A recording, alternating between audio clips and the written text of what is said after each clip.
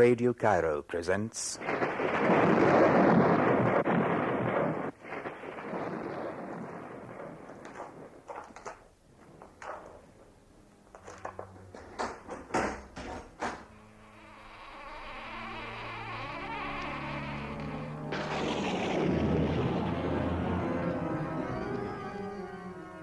House of Mystrey.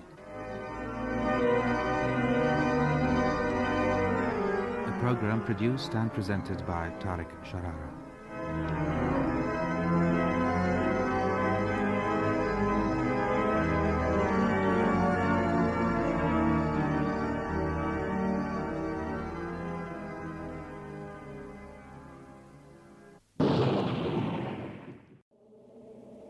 Just before the telephone rang, storm winds toppled the tree outside her window and jolted Miss Keane from her dreaming sleep. She flung herself up with a gasp, her frail hands crumpling twists of sheet in either palm. Beneath her fleshless chest, the heart jerked taut, the sluggish blood spurted. She sat in rigid muteness, her eyes staring at the night. Then, in another second, the telephone rang. Who on earth? The question shaped unwittingly in her brain. Her thin hand faltered in the darkness, the finger searching a moment, and then Miss Elva Keane drew the cool receiver to her ear. Hello? Hello? Hello? Hello?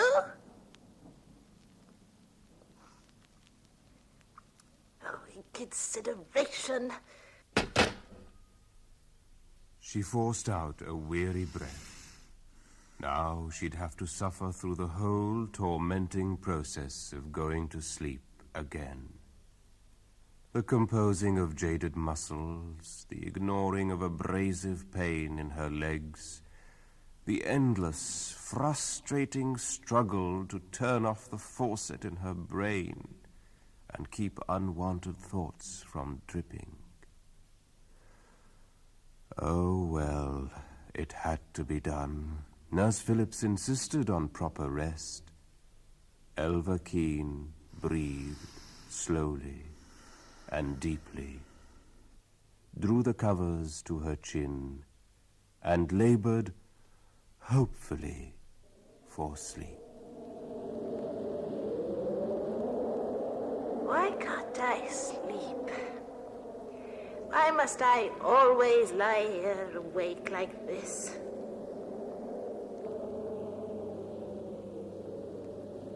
She knew the answer without effort.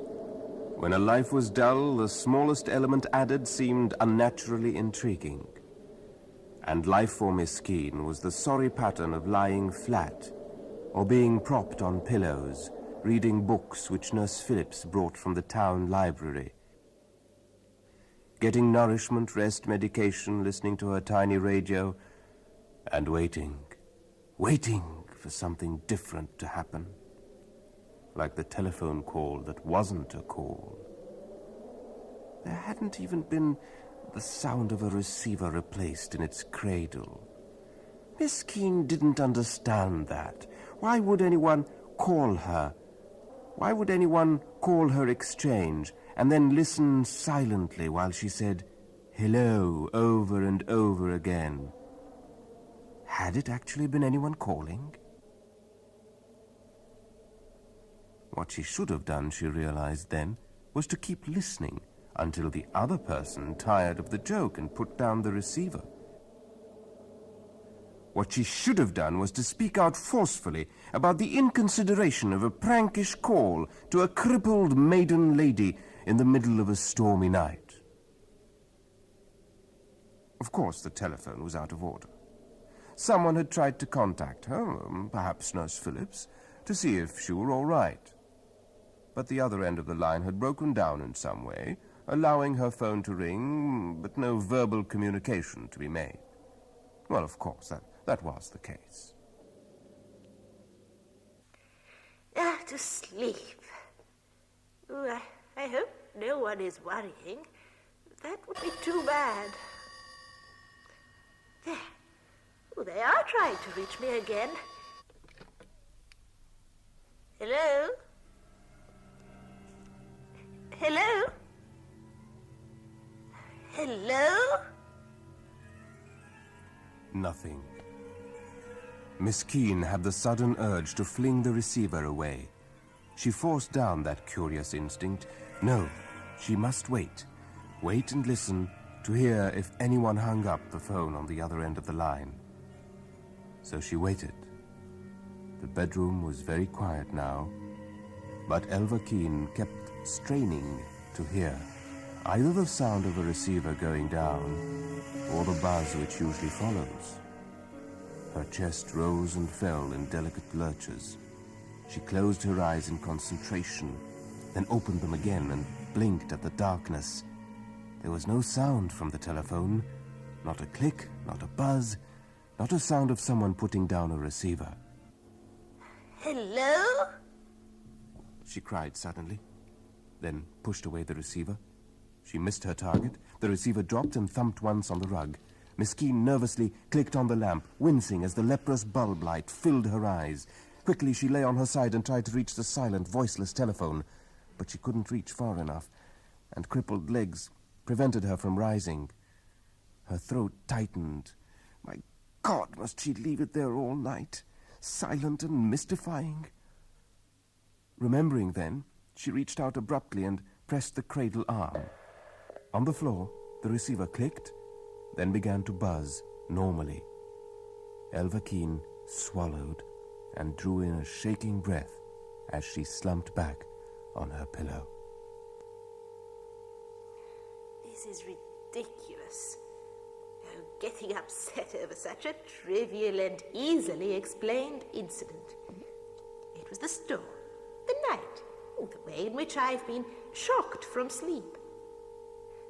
What was it that had awakened me? Oh, all these things piled on the mountain of teeth-grinding monotony that's my life. Yes, it was bad, very bad. I shall sleep now.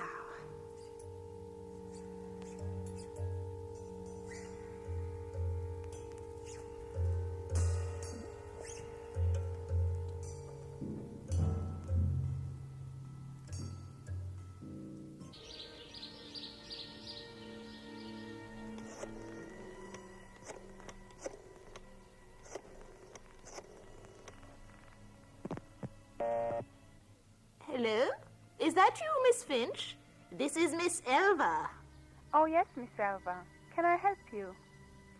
Last night, my telephone rang twice. But when I answered it, no one spoke. And I didn't hear any receiver drop. I didn't even hear a dial tone. Just silence. Well, I tell you, Miss Elva, that storm last night just about ruined half our service. We're being flooded with calls about knockdown lines and bad connections. I'd say you're pretty lucky your phone is working at all. Then you think it was probably a bad connection caused by the storm? Oh, yes, Miss Elva, that's all. Do you think it will happen again? Oh, it may. It may. I really couldn't tell you, Miss Elva. But if it does happen again, you just call me and then I'll have one of our men check on it. All right. Thank you, dear.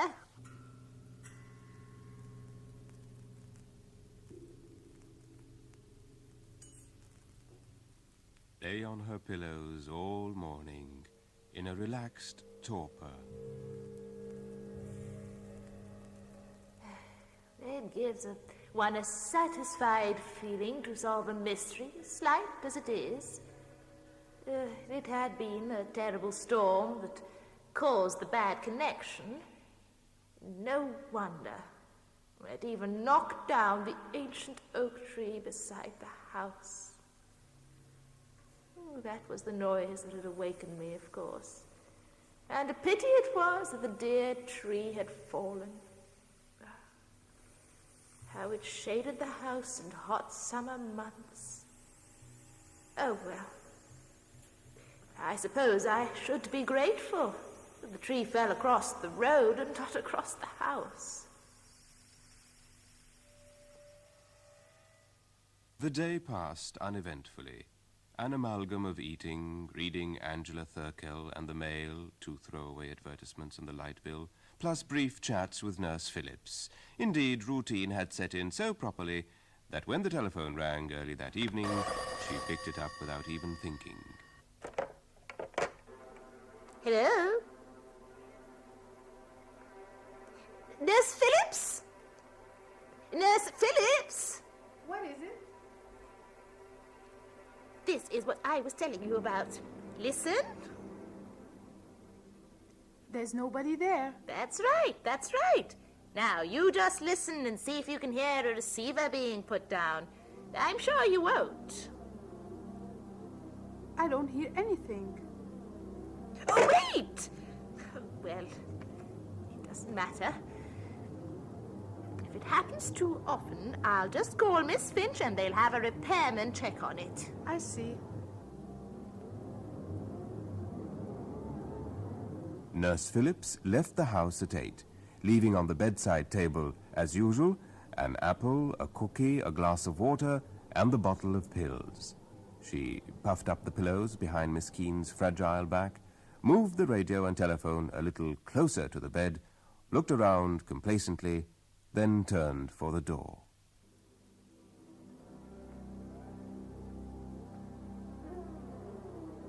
It was 15 minutes later when the telephone rang.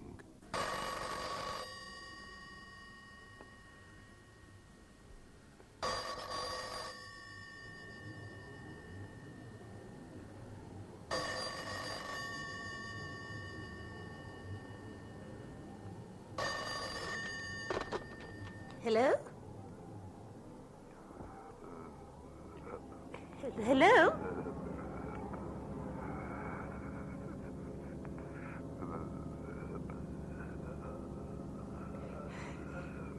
It must be the sound of the connection. It must be the telephone itself making the noise. Or perhaps a wire blowing in the wind somewhere, perhaps.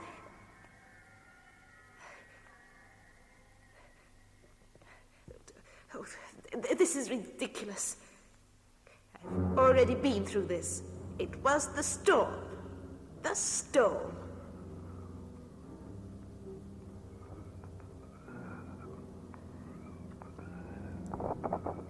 Hello? Hello! She lay back on her pillows, the receiver pressed to her ear, nervous breaths faltering from her nostrils. She could feel unreasoning dread rise like a tide within her, despite all attempts at sane deduction. Her mind kept slipping off the glassy perch of reason. She kept falling deeper and deeper. Now she shuddered violently as the sounds began again. They couldn't possibly be human sounds, she knew. And yet there was something about them, some inflection, some almost identifiable arrangement of... Her lips shook, and a whine began to hover in her throat. She couldn't possibly put down the telephone. She simply couldn't. The sounds held her hypnotized, whether they were the rise and fall of the wind or the muttering of faulty mechanisms. She didn't know, but they would not let her go. Hello? Hello!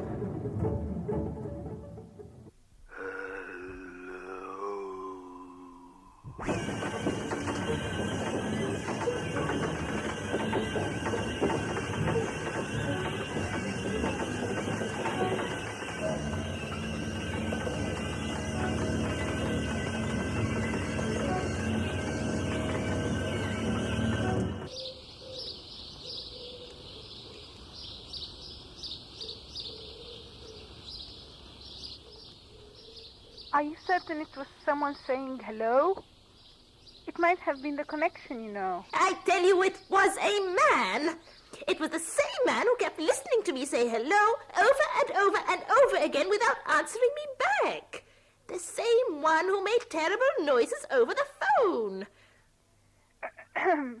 Well, I'll have a man check your line, Miss Alva, as soon as he can. Of course, the men are very busy now with all the repairs on storm wreckage.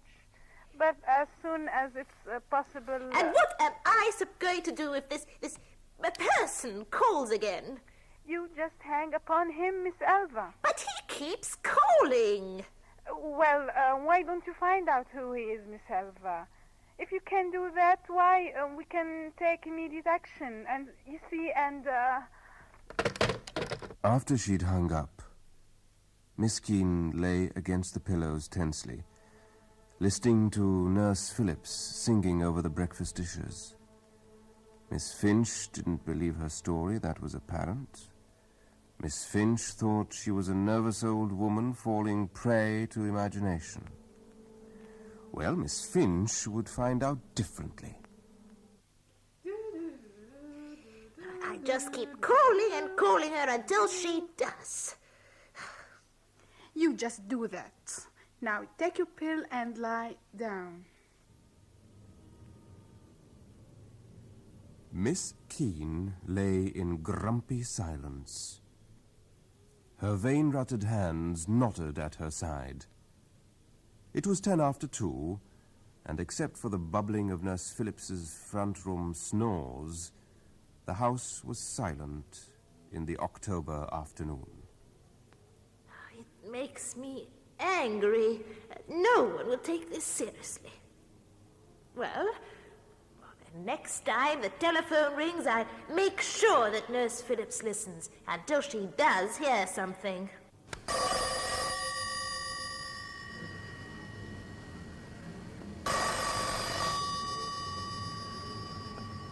Shall I answer it?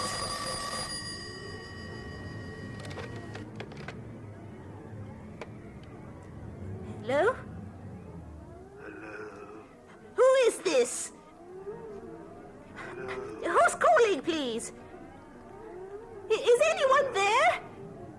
Please?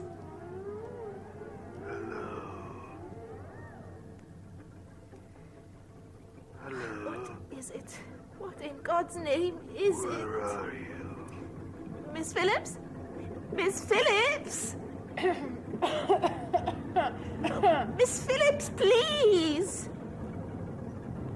I must compose myself. I must tell her exactly what happened. Exactly. Where is it? Does your stomach ache? He just called again. Who? That man. What man? The one who keeps calling. He keeps saying hello over and over again. That's all he does. Hello, hello, hello, hello. Now stop this. Lie back and... And I won't lie back. I want to know who this terrible person is who keeps frightening me. Now don't work yourself into a state. You know how upset your stomach gets. Oh, I'm afraid. I'm afraid of him. Why does he keep calling me? Now, what did Miss Finch tell you? Did she tell you it was the connection? Did she? But it isn't. It's a man. A man. If it's a man, then just hang up. You don't have to talk to him. Just hang up. Is that so hard to do?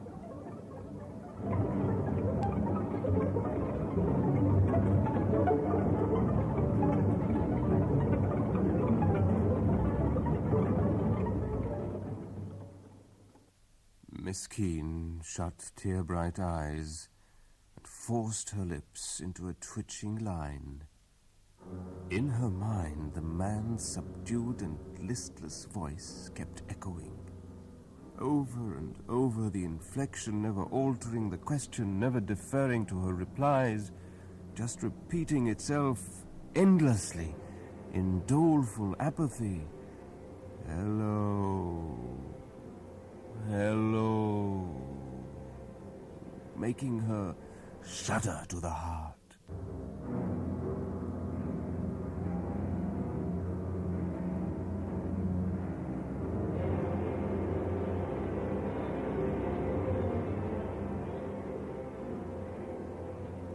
Look. There. Nobody can call you now. You leave it that way. If you need anything, all you have to do is dial. Now, isn't that all right, isn't it?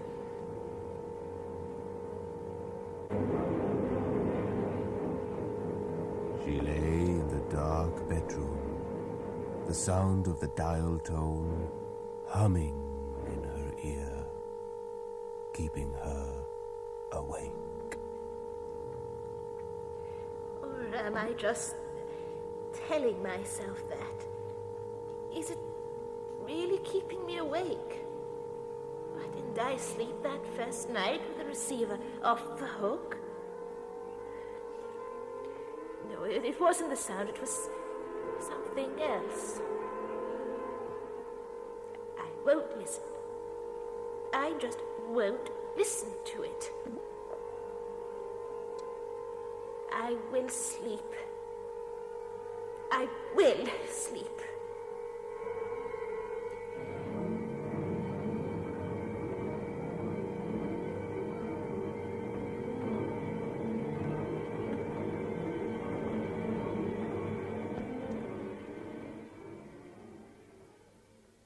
Miss Keene felt around on the bed until she found her bed jacket. She draped it over the receiver, swathing its black smoothiness in woolly turns. Then she sank back again, stern-breathed and taut. I will sleep. I will sleep. I will sleep. I will sleep. Now, to sleep.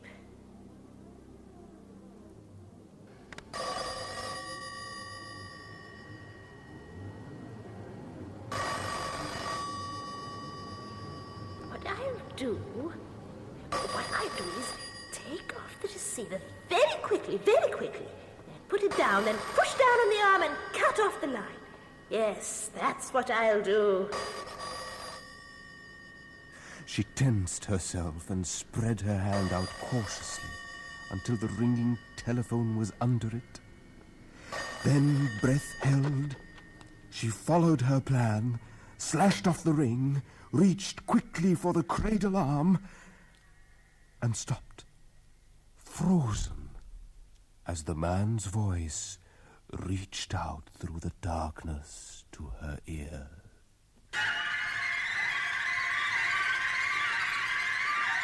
Where are you? I want to talk to you.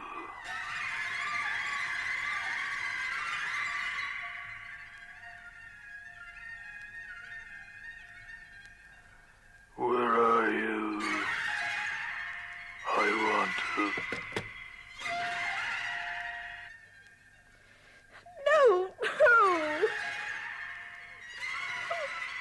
I tell you, I won't have it!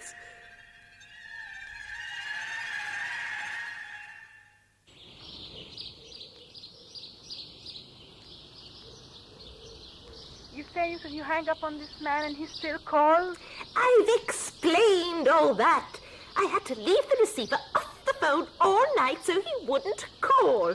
And the buzzing kept me awake. I didn't get a wink of sleep. Now, I want this line checked. Do you hear me? I want you to stop this terrible thing. All right, Miss Alva. I'll send a man out today. Thank you, dear. Thank you. And will you call me when he... The line is busy. To repeat, will you let me know when you find out who this terrible person is? Surely, Miss Alva, surely. And I'll have a man check your telephone this afternoon. You're at 127 Mill Lane, aren't you? That's right, dear. You will see to it, won't you? I promise faithfully, Miss Alva. First thing today. Thank you, dear. There were no calls from the man all that morning, none that afternoon, Her tightness slowly began to loosen. She played a game of cribbage with Nurse Phillips and even managed a little laughter. It was comforting to know that the telephone company was working on it now. They'd soon catch that awful man and bring back her peace of mind. But when 2 o'clock came, then 3 o'clock, and still no repairman at her house, Miss Keene began worrying again.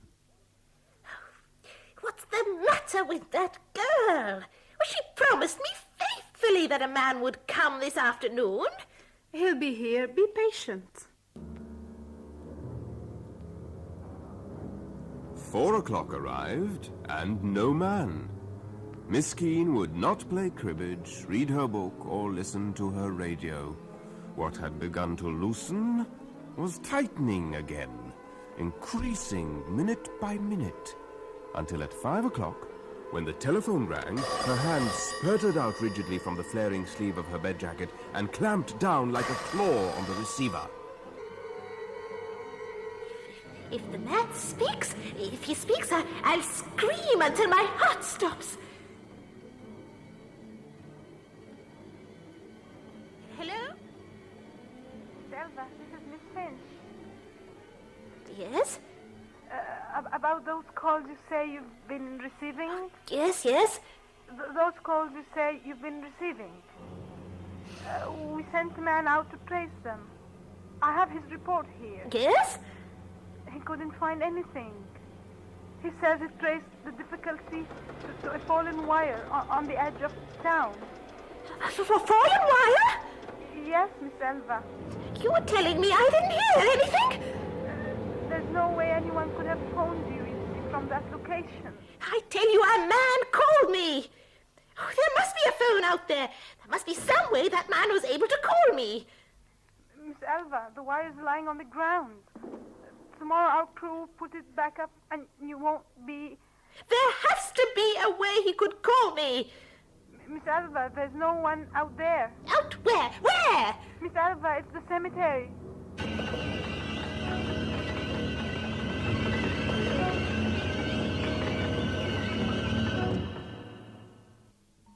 In the black silence of her bedroom, a crippled maiden lady lay waiting.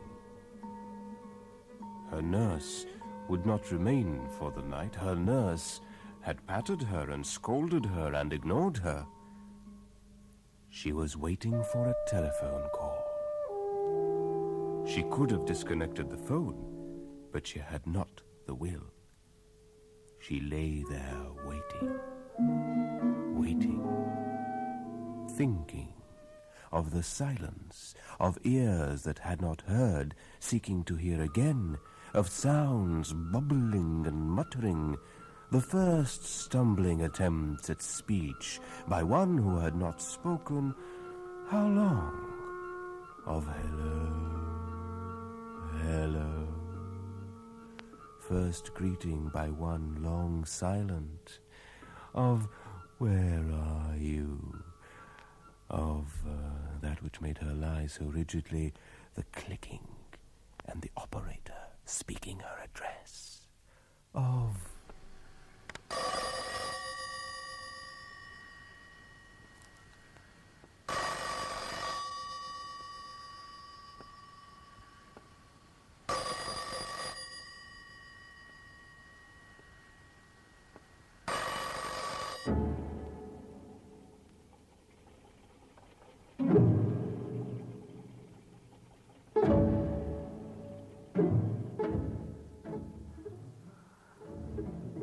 Hello, Miss Ilva. I'll be right over.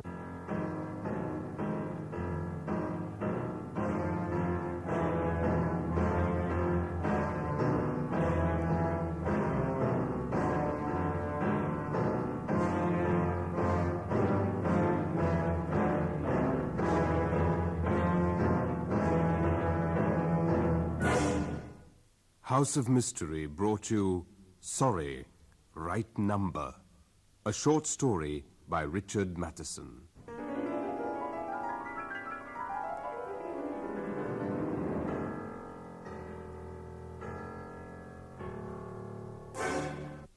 Sorry, Right Number was performed by Huwaida Surur.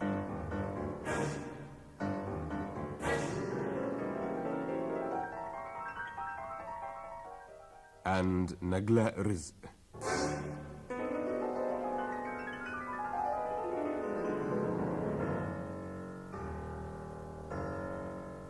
Sorry, Right Number was narrated by Ahmed Fawzi.